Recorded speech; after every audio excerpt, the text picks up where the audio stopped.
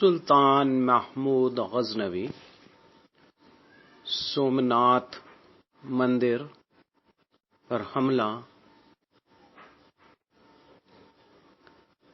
ہم آپ کو اس ویڈیو میں سومناتھ کی ہسٹری اور سومناتھ مندر پر حملہ کے بارے میں آگاہ کریں گے۔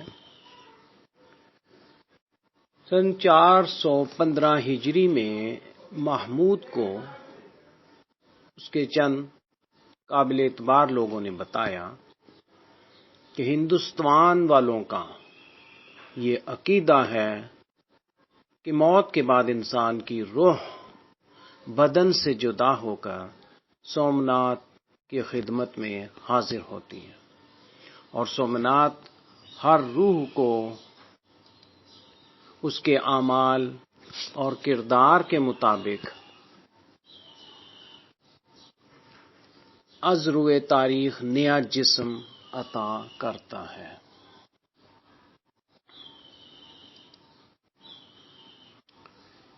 ہندوؤں کا یہ اعتقاد بہت پرانا۔ ہندوؤں کا یہ بھی اعتقاد ہے کہ دریا کا اتار چڑھاؤ اصل میں سومناتھ کی عبادت ہے، جو اس صورت میں ظاہر ہوتی ہے۔ سلطان محمود کو یہ بھی بتایا گیا کہ ہندوؤں کے خیال میں وہ بت جنہیں محمود غزنوی نے پاش کیا تھا،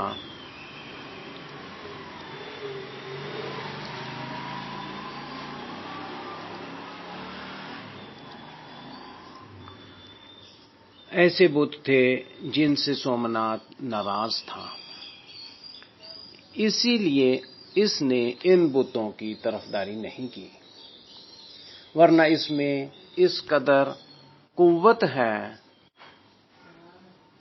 کہ وہ جسے چاہے ایک لمحے میں تباہ و برباد کر سکتا۔ سلطان محمود غزنوی کو یہ بھی بتایا گیا کہ برہمنوں کے اعتقاد کے مطابق سومناتھ بادشاہ ہے اور باقی تمام بت اس کے دربان اور مصاحب ہیں۔ محمود نے جب یہ بے معنی افسانے، قصے، کہانیاں سنے تو اس کے دل میں جہاد کا شوق پھر چٹکیاں لینے لگا، اور اس نے سومناتھ کو فتح کرنے اور وہاں کے بت پرستوں اور بتوں کی پرستش کرنے والے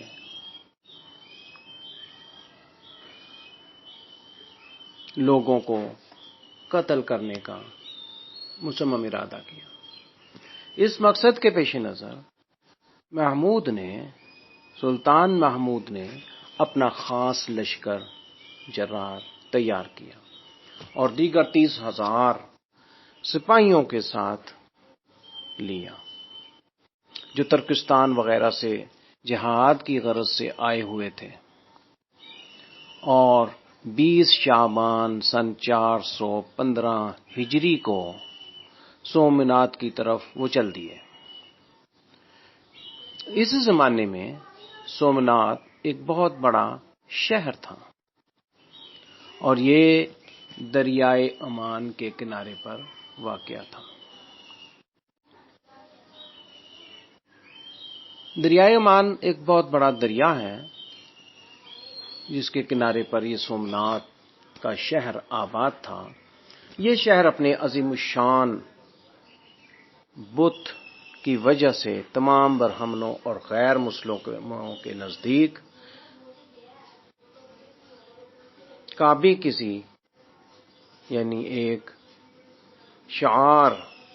مذہبی شعار کی سی اہمیت رکھتا تھا۔ آج کل یہ شہر بندردیو میں ہے اور اہل فرہنگ کے قبضے میں ہے۔ بعض تاریخ دان 415 عیسوی میں یہ بیان کیا گیا کہ آن حضرت صلی اللہ علیہ وآلہ وسلم کے زمانے میں چند ایک غیر مسلم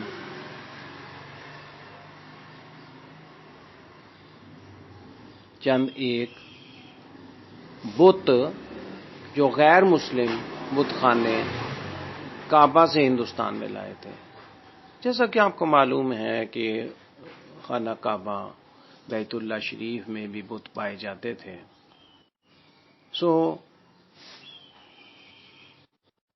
وہاں سے ہی یہ بت لائے گئے. اس بت کا نام سومناتھ تھا. یعنی سومناتھ کے مندر میں یہ بت کعبے کے اندر موجود بت کی حیثیت رکھتا تھا اور اسے اس جگہ نصب کیا گیا سومناتھ کے مندر میں. لہذا اس مقام کا نام بھی اس بت کے نام پر سومناتھ رکھا گیا. لیکن برہمن اپنی کتابوں میں جو اسلام کے ظہور سے کئی ہزار پہلے لکھی گئی تھی معلوم ہوتا ہے کہ یہ بیان کردہ باتیں روایات درست نہیں، غلط ہیں. اور انہی کتابوں کے بیان کے مطابق یہ بت سری کرشن کے زمانے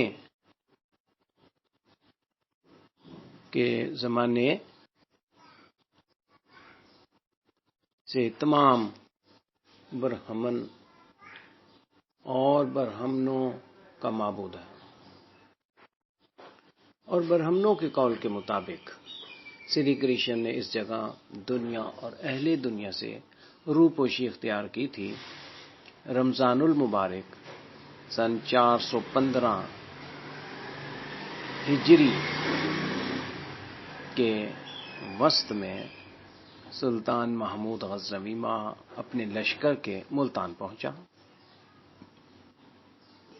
یہاں سے آگے راستے میں ایک خشک اور بے آب و گیاہ جنگل پڑتا تھا. اس لیے سلطان محمود غزنوی نے سب لوگوں کو جو وہاں موجود تھے ان سب لوگوں کو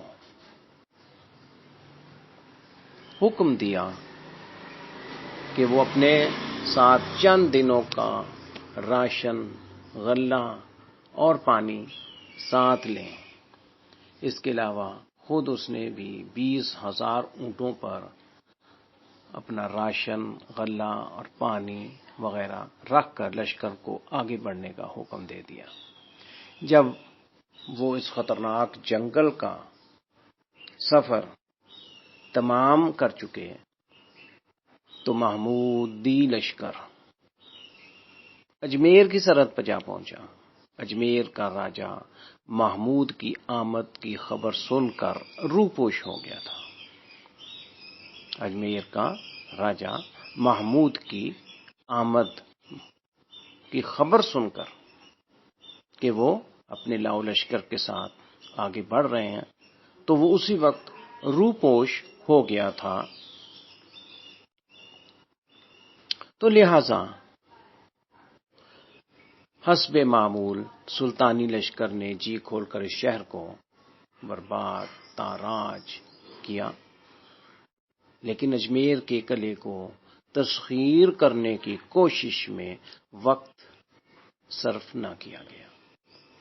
یعنی وہ قلعہ جو اجمیر کا تاریخی قلعہ تھا اس کو مسخر کرنے کی انہوں نے کوشش نہیں کی بلکہ شہر کو برباد کیا. کیونکہ محمود غزنوی کا ارادہ سومناتھ کو فتح کرنے کا تھا. لہذا وہ یہاں سے یہ لشکر لے کر آگے بڑھ گیا. راستے میں سلطان محمود غزنوی کو چند اور قلعے ملے. اگرچہ ان قلعوں میں بہادر سپاہی موجود تھے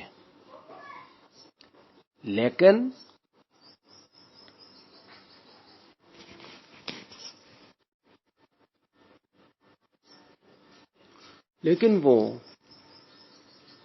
یعنی سلطان محمود غزنوی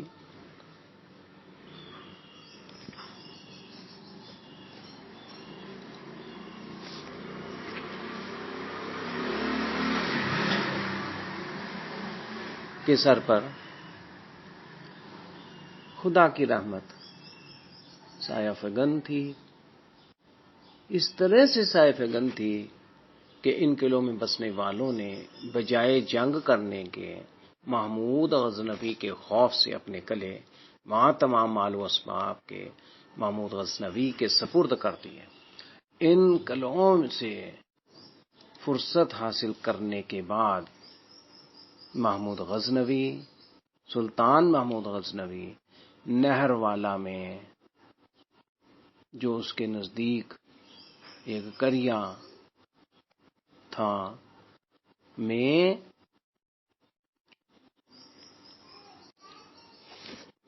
پہنچا۔ اس قریہ کو پیٹن گجرات کہا جاتا ہے۔ اس شہر کے تمام باشندے سلطان محمود غزنوی کے خوف سے شہر خالی کر کے کہیں اور جا چکے تھے، لہذا محمود غزنوی کے حکم پر اس شہر کا تمام غلہ اپنے ساتھ لاد لیا گیا اور قیمتی اشیاء اور دیگر سامان بھی وہاں سے لے ساتھ ہوئے۔ اس کے بعد لشکر نے بڑی تیزی اور پھرتی سے اپنا سفر جاری کیا اور دیگر بقیہ سفر مکمل کرنے لگے اور سومنات کے قریب وہ جا پہنچے۔ جب مسلمانوں کا لشکر یعنی سلطان محمود غزنوی اور اس کے ساتھیوں کا یہ لشکر سومنات کے قریب دریا کے کنارے پہنچا تو مسلمانوں نے دیکھا کہ سومنات کا قلعہ بہت ہی بلند ہے اور دریا کا پانی قلعے کی فصیل تک پہنچا ہوا ہے۔ اہل سومنات قلعے کی دیوار پر کھڑے ہو کر اسلامی لشکر کو دیکھ رہے تھے اور پکار پکار کر چلا کر مسلمانوں سے کہہ رہے تھے، ہمارا معبود سومنات خود تم کو یہاں کھینچ کر لایا ہے۔ یعنی اہل سومنات یہ باور کروا رہے تھے کہ ہمارا معبود سومنات تمہیں خود یہاں لے کر کے آیا ہے۔ کیوں لایا ہے؟ تاکہ ایک ساتھ ہی تم سب کو تباہ و برباد کر دے، ہلاک کر دے اور اس صورت سے تم سے ان تمام بتوں کا بدلہ لیں کہ جنہیں تم نے پاش پاش کیا، برباد کیا، تاراج کیا۔ مسلمانوں کے زبردست لشکر نے اپنے باہمت اور دلیر سلطان بادشاہ محمود غزنوی کے حکم سے پیش قدمی کی اور قلعے کے نیچے پہنچ کر جنگ شروع کر دی گئی۔ اس معرکہ آرائی میں شدت پائی گئی۔ اس جنگ میں، اس معرکہ آرائی میں سلطان خود بھی شامل رہا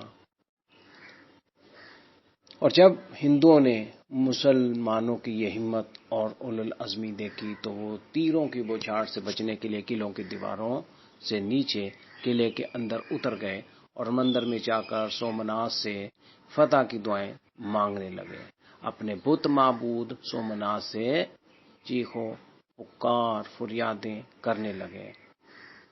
مسلمان بہت سی سیڑھیاں لگا کر قلعے کے ایک حصے پر چڑھ گئے اور بلند آواز سے نعرہ تکبیر بلند کر دیا، تکبیر کا نعرہ مارا۔ اس دن صبح سے لے کر شام تک یہ معرکہ آرائی جاری رہی، جنگ ہوتی رہی۔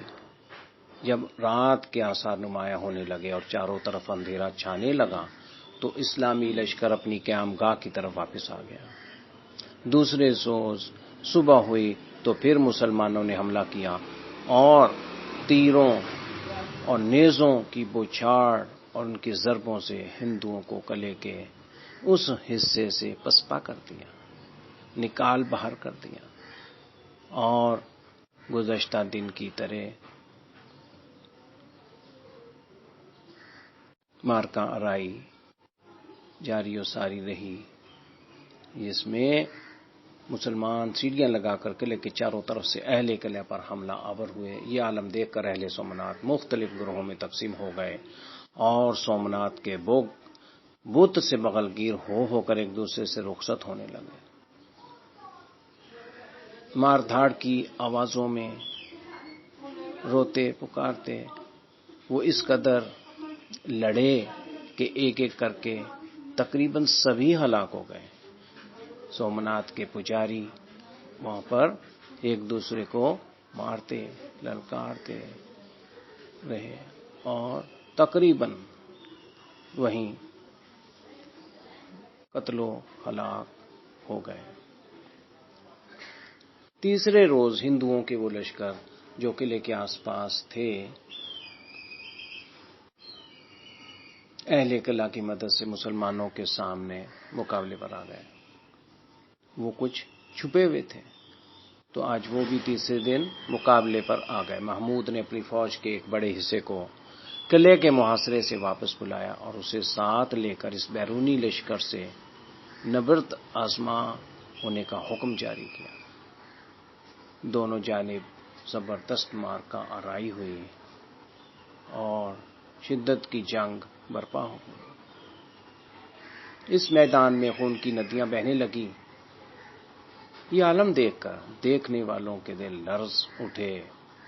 پرم دیو اور وابشلیم کے لشکروں کے بعد دیگرے آ جانے سے یہ خیال پیدا ہوا کہ کہیں ایسا نہ ہو کہ میدان جنگ سے مسلمانوں کے پاؤں اکھڑ جائیں، اور محمود غزنوی کو جب اس بات کا احساس ہوا تو وہ پریشان ہوئے اور پریشان ہو کر ایک گوشے میں چلے گئے۔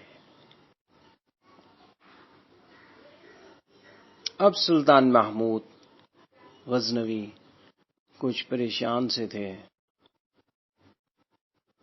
اور وہ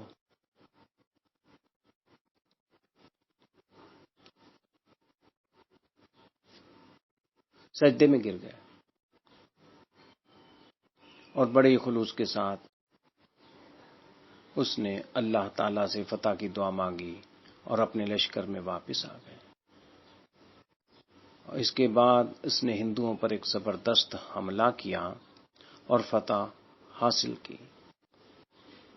اس جنگ میں تقریباً 5000 سومناتی یعنی سومنات بت کے پجاری لوگ 5000 تقریباً قتل و غارت ہوئے۔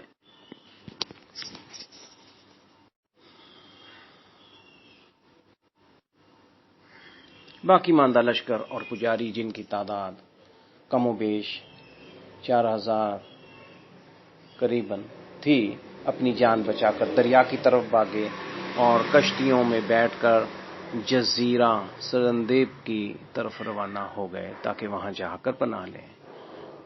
محمود غزنوی نے پہلے ہی ان فراریوں کا انتظام کر رکھا تھا اور کشتیوں میں مسلمان لشکر ایک چھوٹے چھوٹے دستے بٹھا کر ان کشتیوں کو دریا میں چھوڑ رکھا تھا تاکہ جیسے ہی وہ فرار ہوں تو یہ ان کو آ لیں۔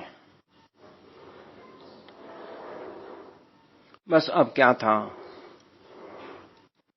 کہ وہ بھاگنے والوں کا راستہ روکنے لگے، لہذا جس وقت ہندو کشتیوں میں بیٹھ کر جزیرہ سرندیپ کی طرف روانہ ہوئے، اسی وقت مسلمان لشکریوں نے ان پر حملہ کر کے ان کشتیوں کو غرق آب کر دیا اور وہ غوطہ زن ہوتے رہے اور وہاں پانی میں ڈوب گئے۔ فتح سومنات کے بعد جب ہندوؤں کی طرف سے پوری طرح اطمینان ہو گیا تو سلطان محمود غزنوی اپنے بیٹوں اور دیگر اسلامی لشکر کے مجاہدوں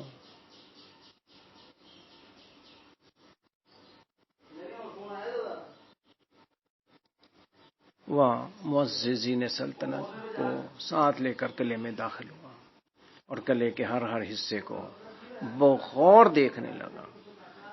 عمارت کو دیکھنے کے بعد سلطان محمود غزنوی ایک اندرونی راستے کے ذریعے بت خانے میں جا پہنچا، جہاں اس نے دیکھا کہ بت خانہ اپنے طول و عرض کے لحاظ سے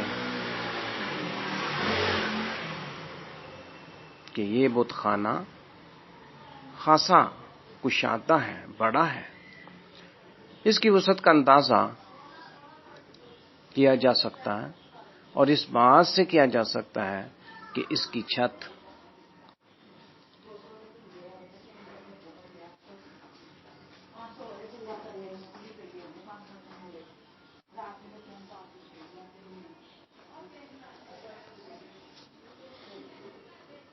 یعنی بت خانے کی چھت 56 پلرز ستونوں پر قائم تھے۔ بت خانے میں سومنات رکھا ہوا تھا۔ اس بت کی لمبائی 5 گز، جس میں 2 گز زمین کے اندر گڑا ہوا تھا اور 3 گز اوپر نظر آتا تھا۔ یہ بت پتھر کا بنا ہوا تھا۔ جب سلطان محمود غزنوی کی نظر اس پر پڑی تو اس کی اسلامی غیرت کے جوش نے شدت اختیار کی، اور وہ مارے غیرت کے چیخ اٹھا۔ لہذا اس نے اس گزر کے پاس جو اس کے ہاتھ میں تھا، گرس جو اس کے ہاتھ میں تھا، ایک کاری ضرب لگائی اور اس بت کا منہ توڑ دیا۔ اس کے بعد سلطان محمود نے حکم دیا کہ اس بت میں سے پتھر کے 2 ٹکڑے کاٹ کر علیحدہ کیے جائیں اور غزنی بھجوا دیے جائیں۔ ان میں سے ایک ٹکڑا جامع مسجد کے دروازے پر اور دوسرا ایوان سلطنت کے صحن میں رکھا جائے۔ لہذا اس حکم کی فوری تعمیل کی گئی اور یہ 2 ٹکڑے سومنات کے دونوں ٹکڑے وہاں پہنچا دیے گئے۔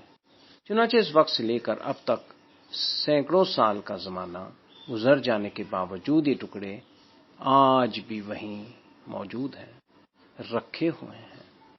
اس کے علاوہ سومنات کے بت سے 2 اور ٹکڑے علیحدہ کیے گئے تھے جو مکہ اور مدینہ بھیجے گئے تاکہ انہیں عام راستوں میں رکھ دیا جائے کہ لوگ انہیں دیکھ کر سلطان محمود غزنوی کی ہمت و جرات اور بہادری کی داد دے سکیں اور ان ناحق معبودوں سے دوری اختیار کر سکیں۔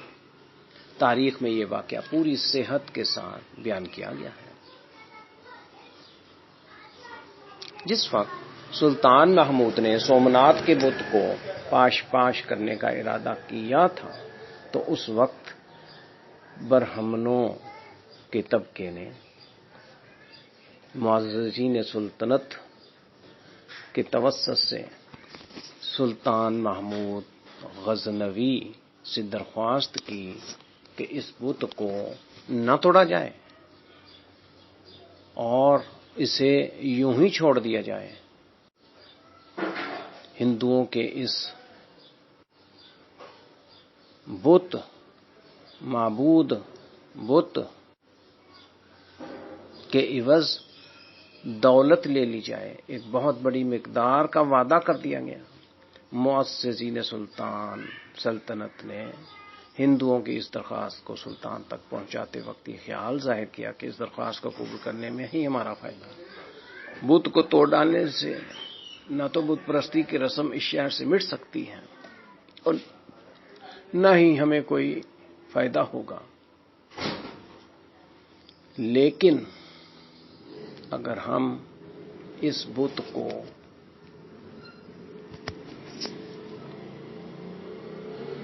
ان کے سامنے نہیں گراتے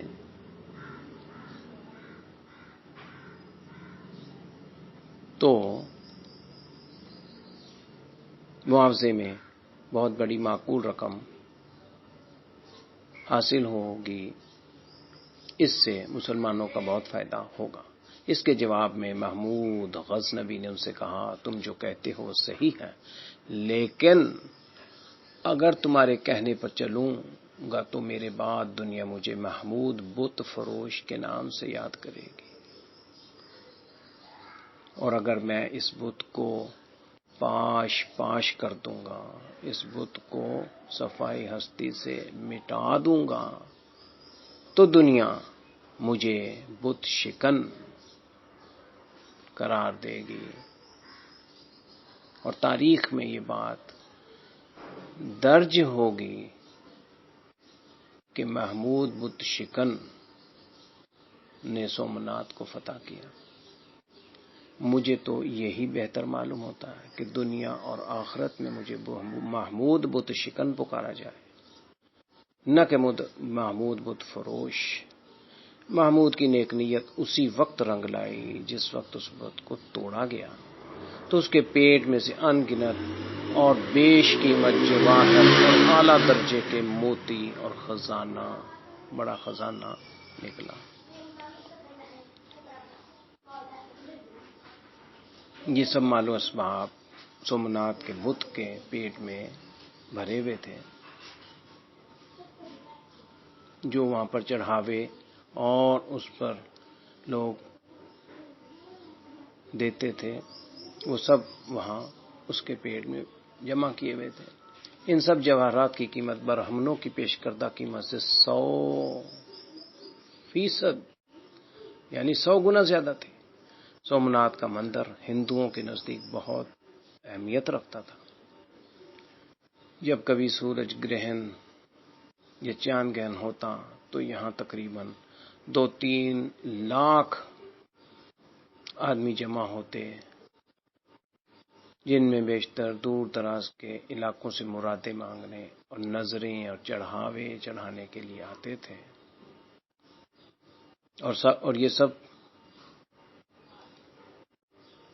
سومنات مندر اور ہندوستان کے راجا اس وقت کے اخراجات کے لیے وقتاً فوقتاً گاؤں اور قصبے وغیرہ میں وقف کر دیا کرتے تھے۔ جس وقت سلطان محمود نے اس پر حملہ کیا تھا، اس وقت تقریباً 2000 قصبوں کی، گاؤں کی، دیہاتوں کی آمدنی اس کے اخراجات کے لیے وقف تھی۔ اس مندر میں ہر وقت 2000 برہمن پوجا پاٹ کے لیے آئے رہتے تھے، اور وہاں اس جھوٹے معبود کی عبادت کرتے رہتے تھے۔ برہمن اپنی پوجا پاٹ میں اس پر چڑھاوے چڑھاتے۔ یہ پجاری روزانہ رات کے وقت سومنات کو گنگا کے تازہ پانی سے دھویا کرتے تھے۔ مزید یہ کہ سومنات اور گنگا کا درمیانی فاصلہ 600 کوس کا ہے۔ ان پجاریوں نے مندر کے کونے سے دوسرے کونے تک سونے کی ایک زنجیر باندھ رکھی تھی جس کا وزن 200 من تھا۔ یہ 200 من وزنی زنجیر، جس میں چھوٹی چھوٹی گھنٹیاں بھی لگی ہوئی تھی، سونے کی گھنٹیاں لگی ہوئی تھی، وہ ان کی مدد سے سومنات کو پکارا کرتے تھے۔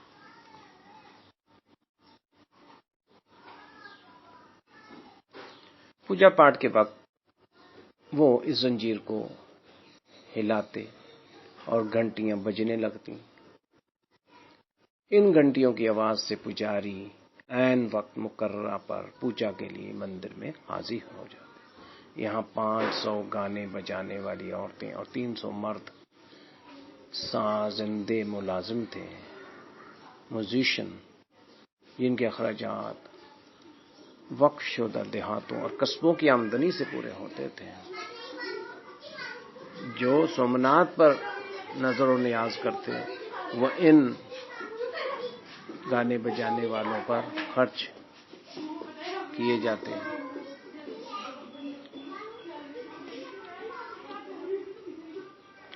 اور وہ تمام نظر و نیاز ان کے اوپر خرچ کی جاتی۔ پجاریوں کے سر اور داڑھیاں مونڈنے کے لیے 300 حجام ہر وقت موجود رہتے۔ ہندوستان کے بیشتر راجا اپنی بیٹیوں کو سومناتھ کی خدمت کے لیے مندر بھیج دیتے۔ یہ لڑکیاں تمام عمر کنواری رہ کر مختلف امور اور فرائض انجام دیتی تھی۔ اس مندر سے سلطان محمود غزنوی کو جو اعلیٰ درجے کے جواہرات، موتی، ہیرے اور قیمتی خزانہ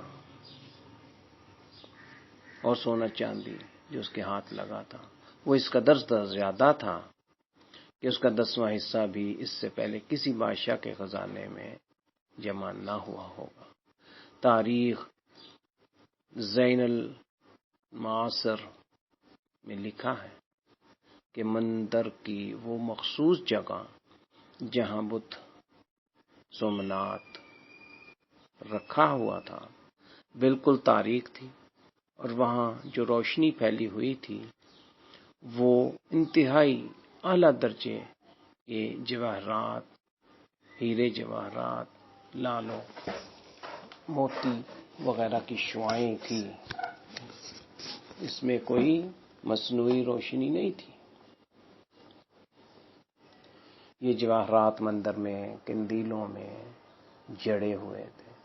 اسی تاریخ کی کتاب میں یہ بھی درج ہے کہ سومناتھ کے خزانے سے سونے چاندی کے چھوٹے چھوٹے بت اتنی بڑی تعداد میں برآمد ہوئے کہ ان کی قیمت کا اندازہ تقریباً ناممکن ہے۔ لہذا یہ بات بھی مشہور ہے